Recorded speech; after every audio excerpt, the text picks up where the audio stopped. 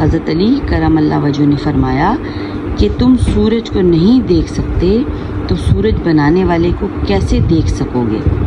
तो व्यूअर्स देखिए कितना प्यारा जवाब हज़रत अली ने दिया कि जब तुम सूरज को नहीं देख सकते तो जिसकी तख्लीक है सूरज, तुम उसको कैसे देख सकोगे। तो देखें कितना लाजवाब किया हज़रत अली ने अपना ये जवाब देके। और जो है यहूदी बहुत ही लाजवाब हुआ और बहुत ही हैरान हुआ।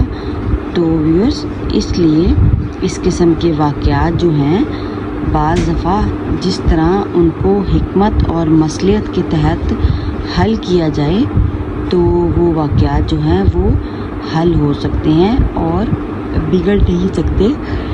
तो हज़रत अली ने सोचने पे उस बंदे को मजबूर कर दिया